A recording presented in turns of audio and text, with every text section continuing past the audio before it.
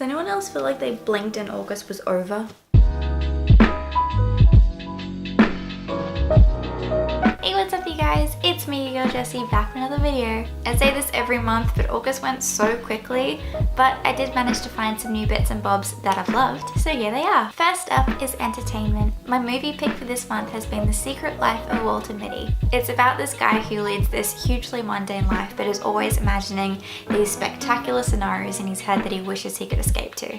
Essentially, the plot is that his job with a magazine is threatened, and so he has to travel all over the world to find this photographer that's going to save his butt. I just love this movie because Walter is this seemingly boring guy, but in taking off across the world, he discovers himself and his passions and becomes this whole new person in love with life. I've been feeling kind of stuck as of late, but when I rewatched this movie this month, it was just so inspiring, and it reminded me that I wanted to travel and just how much life exists outside of our little mundane bubbles. It's all in all just a beautiful film. The cinematography is so good and the soundtrack is incredible. So if you're feeling like you need inspiration or motivation, I would highly recommend this film. My TV pick for this month is a show called Younger, which is about a 40-year-old mum passing herself off as a 26-year-old. The gist is that she used to be high up in the publishing world, then took all of this time off to raise a kid. So when she tried to return, no one would hire her because of her age, hence the pretending to be younger. I don't know how the actress does it, but so many times I caught myself believing that she was 26. It's overall just such a hilarious show and so addictive.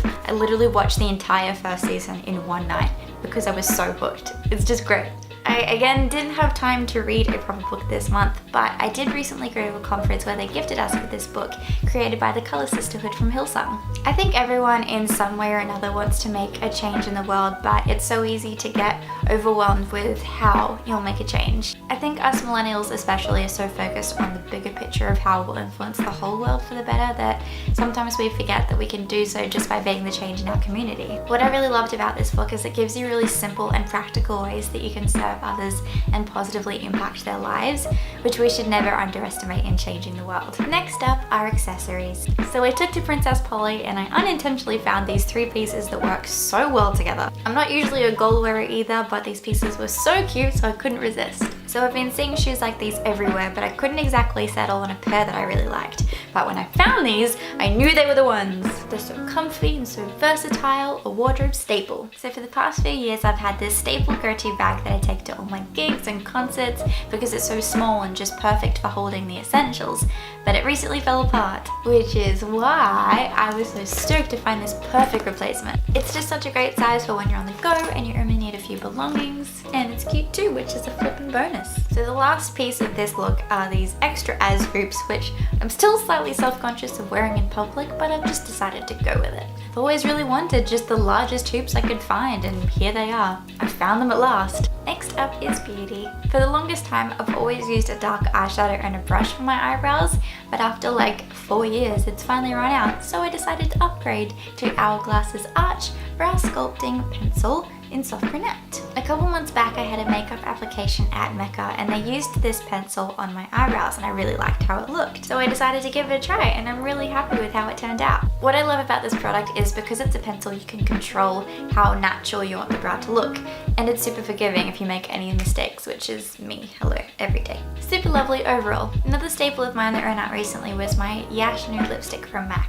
Because I've been trying to transition all of my makeup and skincare into cruelty-free brands, I took the opportunity to find a new staple nude shade. A friend of mine recommended the Hourglass lipstick in number 5, and when I tried it for myself, I loved it instantly. It's just such a gorgeous shade of pinky nude with a hint of gold shimmer, and it can go with almost any look. As winter was coming to a close, I was taking every opportunity to have a hot bath, so I was going through so much of this amazing coconut milk bath soak from Herbivore. It smells like coconut and vanilla and leaves your skin feeling so soft. Like, I cannot stress enough just how soft it leaves your skin feeling afterwards, and it just adds such a luxurious touch to any bath. I feel like a queen bathing in milk. Lastly is music. I feel so blessed that great new music keeps dropping every month. I just have a never-ending supply of good tunes. So here's a few that I've loved this month. Sometimes it feels like I've got a war in my mind. I wanna get off, but I keep... Someone's gonna get to know the better you when I was supposed to. Oh, thought she wasn't in the end. But she be slanging things like a simian.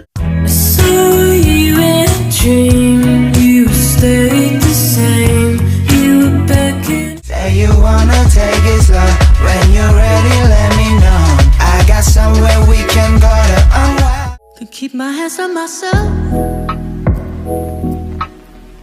Think I'll dust them off, put them back up. So those are my August favorites. As always, be sure to leave me a comment of the things that you've loved this month so I can find things to obsess over next month. You can also hit the notification bell so you know when I upload, but be sure to give this video a thumbs up and subscribe, and I'll see you next time. Bye!